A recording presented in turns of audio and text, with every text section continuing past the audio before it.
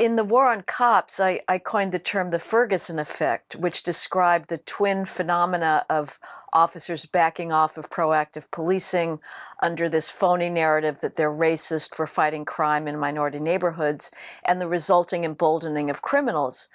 Following the Michael Brown, Ferguson shooting, the false hands up, don't shoot narrative that triggered riots in 2014 and across the country.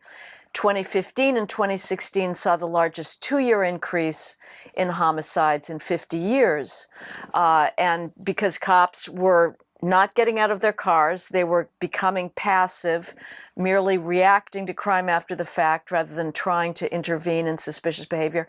And so you had a situation where crime in inner city neighborhoods, another 2,000 Black lives were taken in 2015 and 2016. So that was 2015 and 2016. Now what we're seeing is either Ferguson effect 2.0 or what I've also called the Minneapolis effect, which is so much worse following the death of George Floyd in late May 2020 that caused even more brutal, anarchic, destructive riots across the country, attacks on law enforcement officers, destruction of police property, destruction of the very symbols of law and order, courthouses, police precincts, police cars, businesses torched to the ground. It's the same thing all over with the war on cops, but worse.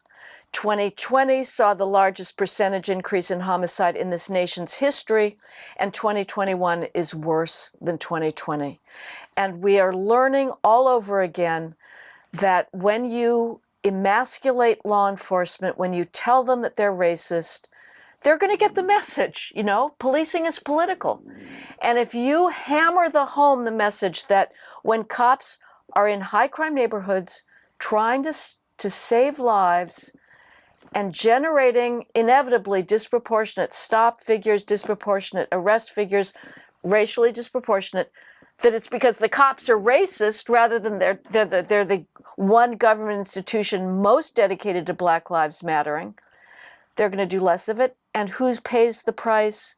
Law-abiding residents of high crime communities who are overwhelmingly Black themselves. So we didn't learn the lesson of the Ferguson effect, and it is coming back to haunt us in even greater proportions today.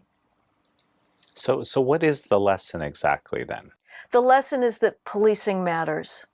You know, I've observed with the left that they think crime is a racist fiction. They are not talking about what's going on in city after city this year and last year. If you talk about it, you'll be accused of being a white supremacist. It is astonishing to me. Every single day, we are still talking about phantom police racism when there are like 24 Blacks being killed in drive-by shootings every single day that nobody talks about. And they're not being killed by cops. Not a one of them.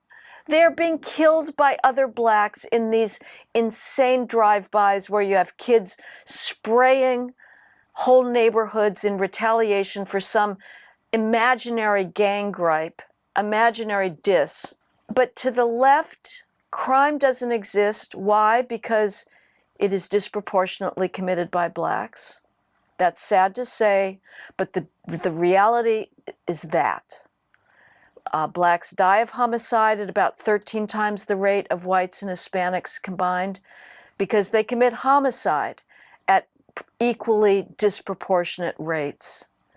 So the left cannot talk about crime, cannot talk about violent street crime, because doing so, at least implicitly, means that you're talking about Black family breakdown, Black social breakdown.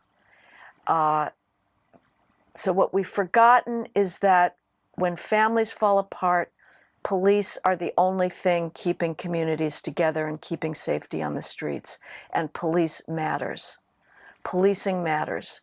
Law enforcement deters criminal behavior. The left will not acknowledge that. What I found really hilarious recently, to the extent that the New York Times or the Washington Post ever acknowledged, well, yeah, there's kind of an increase in homicides, and yeah, children, occasionally it'll mention that, yes, there was one black child that was shot when in fact there were like 50 black children, young children that were killed in drive-bys last year. The only explanation allowed for this massive crime increase in the Washington Post, on CNN, on MSNBC, in the New York Times, in the LA Times, the only allowable explanation was, well, it was the pandemic. That somehow the lockdowns were leading to this increase in homicide. This is a completely phony explanation. Crime in the rest of the industrialized world, whether it's Canada, Great Britain, Italy, France, Japan, you name it, has gone down during the pandemic. It only went up in the United States. It was going down in March and April. It only started going up at the end of May because of the George Floyd riots and cops backing off. And it has only gone up for homicides and drive-by shootings, which are precisely the type of crime that is most deterred by proactive policing. And now that the lockdowns are coming down, finally, belatedly and not sufficiently, but there's hints maybe that the government dictators will allow civil society to return to some semblance of normalcy. Now, what the line is of the New York Times is, yeah, crime is going up because the lockdowns are ending. So crime goes up because of lockdowns, and crime goes up without lockdowns. It's completely a contradictory set of explanations. The reason that they're engaged in these types of conceptual contortions and pulling themselves into pretzels is because the one thing they will not admit is that the reason crime is going up is because the cops have backed off.